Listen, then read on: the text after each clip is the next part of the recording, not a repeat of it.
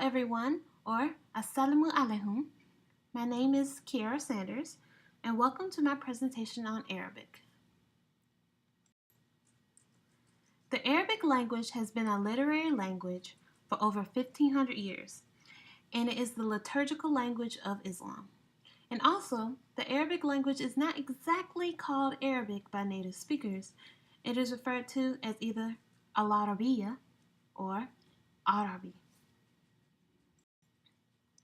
Arabic has approximately 290 million native speakers and ranks in the top 10 most spoken languages in the world. If you look at the map here, the countries colored in blue are the ones that have adopted Arabic as their official language. Arabic is the official language of 22 Arab countries, which include Egypt, Sudan, Libya, Saudi Arabia, and Somalia, to name a few. Arabic is a Semitic language, and Semitic languages have a long history recorded back thousands of years and is one of the most extensive continuous archives of documents belonging to any human language group. While the origins of the Semitic language are currently in dispute among scholars, there is agreement that they flourished in the Mediterranean basin area. The Semitic language family is a descendant of Proto-Semitic, an ancient language that was exclusively spoken and has no written record. This relationship places Arabic firmly in the Afro-Asiatic family, meaning that it has close ties with other languages such as Hebrew, Syriac, and Ethiopian. But it's particularly close with Hebrew and Syriac in terms of its writing system. Around the 7th century, two types of Arabic script arose called Nashki and Kufic.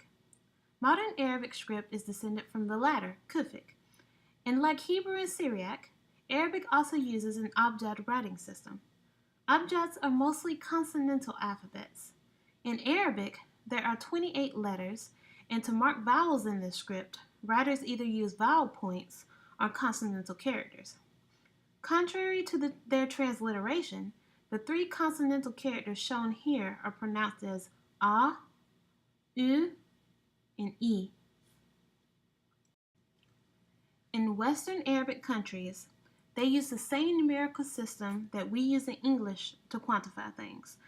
But in Eastern Arabic, they have a unique numbering script called Indian numerals. The clock you see here has these Indian numerals written on it.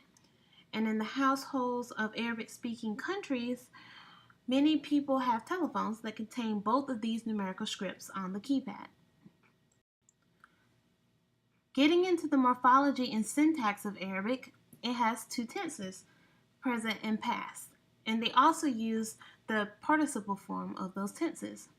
So for example, if the word wrote is past tense, then written would be the past participle form. And if write is present tense, then writing would be the present participle form. But all of this means that they have no future tense. So how do they determine the future, you may wonder? Well, like with many languages that lack this tense, things are considered to either have happened in the past or beyond the past, i.e. in the present and future. Arabic also has a discontinuous root, meaning that if the word for hit, darb, was to change tenses, the placement of the vowel and consonant in the word would be irregular.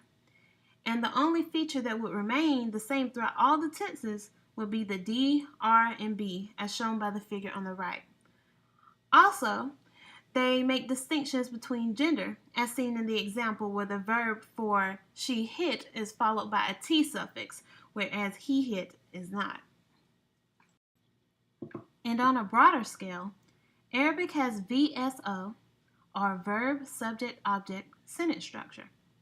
So essentially, the Arabic sentences on the right will be directly translated as, is the man a teacher, is the boy a student, and is the president a doctor. Arabic is written from right to left, which is opposite of English writing. However, numbers are written from left to right. And these are some useful everyday phrases in Arabic that I thought would be interesting to know. And since these transliterations are not always a good indicator of how these words are pronounced, I'll speak them aloud. Nam is yes. Le is no. Min fadlik is please. Shukran is thank you. Afwan is you're welcome. Now, there are many different variations of Arabic. However, they can be broken down into three main types: colloquial, modern, and classical. First, I will tackle colloquial Arabic.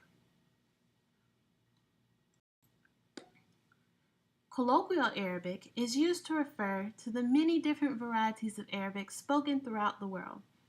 Some examples would be Egyptian Arabic, Mesopotamian Arabic, and Samaritan Arabic. They are mostly used at home and in the surrounding community. But in order to have one overarching variety of the language, they have developed Standard Arabic. Standard Arabic is mostly used in education and in the public sphere, such as speeches and transactions.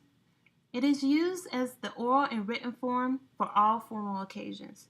It is primarily used to create one variety of the language that everyone can understand, since many dialects of Arabic are mutually unintelligible.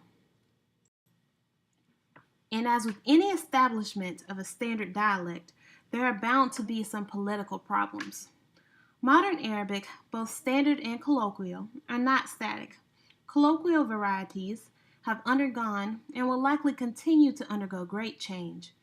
But these dialects have only begun to be studied recently, while there have been many documented changes in Standard Arabic.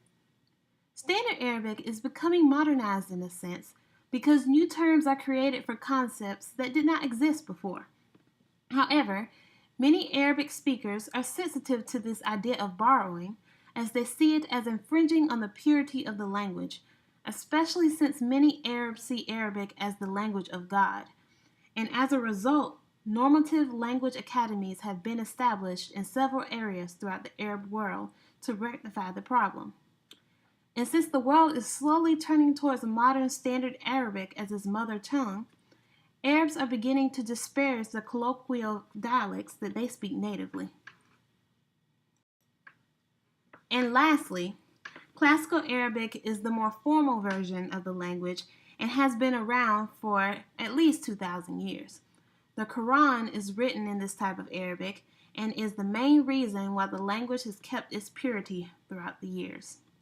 In the past, Classical Arabic was considered to be the speech of royalty in education. Now it is mostly used for religious ceremonies, but it is also used for writing literature. The main difference between Standard and Classical Arabic is primarily the vocabulary. Standard Arabic reflects the needs of contemporary expression, whereas Classical Arabic reflects the older style of the language. Here are a few cultural differences between many Arabic-speaking countries and those of the Western world.